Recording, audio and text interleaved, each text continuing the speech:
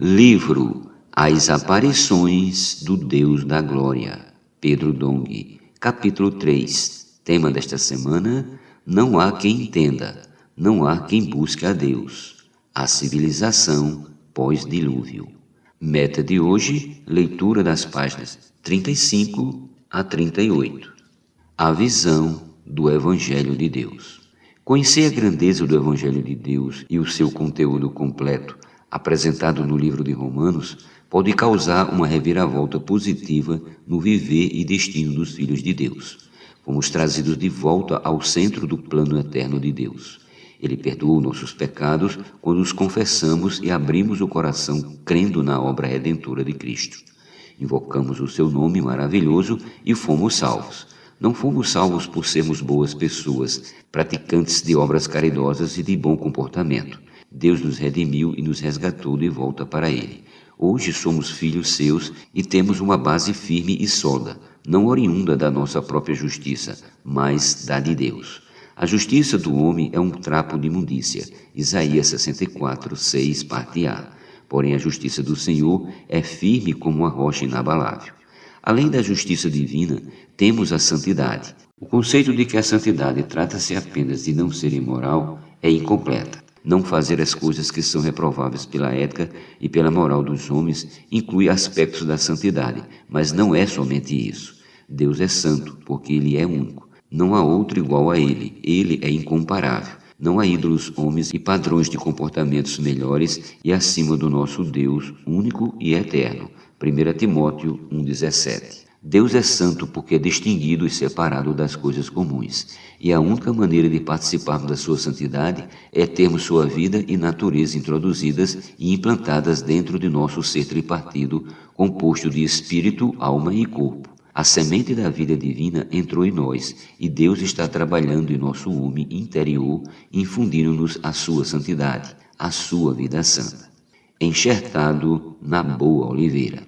Em Romanos 11, vemos uma figura que Paulo usa com respeito à salvação dos judeus e dos gentios, o enxerto. Se, porém, alguns dos ramos forem quebrados, e tu, sendo oliveira brava, foste enxertada em meio deles, e te tornastes participantes da raiz e da seiva da oliveira, não te glories contra os ramos. Porém, se te gloriares, sabe que não és tu que sustentas a raiz, mas a raiz a ti. Dirás, pois, alguns ramos foram quebrados para que eu fosse enxertado. Bem, pela sua incredulidade foram quebrados. Tu, porém, mediante a fé, estás firme. Não te ensoberbeças, mas teme. Eles também, se não permanecerem na incredulidade, serão enxertados, pois Deus é poderoso para os enxertar de novo. Pois se foste cortado da que por natureza era oliveira brava, e contra a natureza enxertada em boa oliveira, quanto mais não serão enxertados na sua própria oliveira aqueles que são ramos naturais. Versículos do 17 ao 20 e do 23 ao 24. Os judeus faziam parte da boa oliveira. Deus os sustentava, mas a partir da vinda de Cristo, quando rejeitaram a Jesus, esses ramos foram cortados e deram a nós, os gentios, a oportunidade de sermos enxertados na boa oliveira.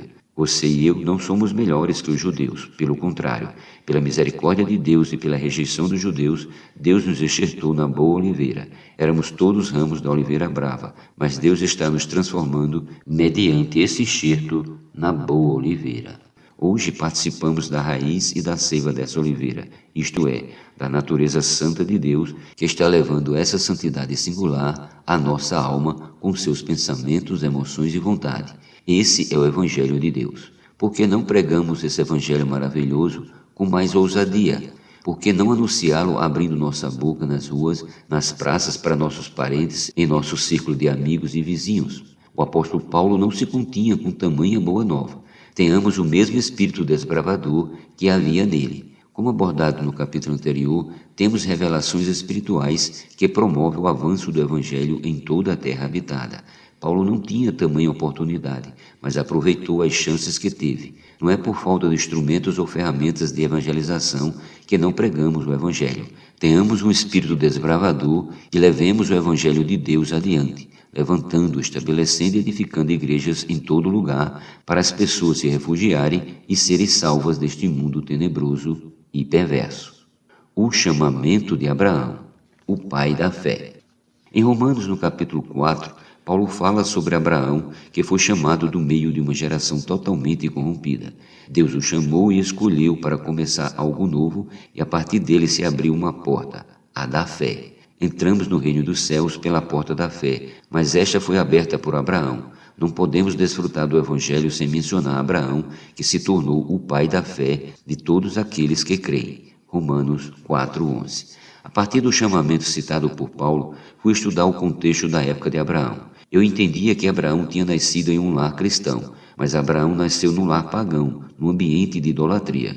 Seu pai servia a outros deuses. Então Josué disse a todo o povo: Assim diz o Senhor Deus de Israel: Antigamente vossos pais, Tera, pai de Abraão e de Naó, habitaram da além do Eufrates e serviram a outros deuses. Josué 24:2. Esse versículo é assustador.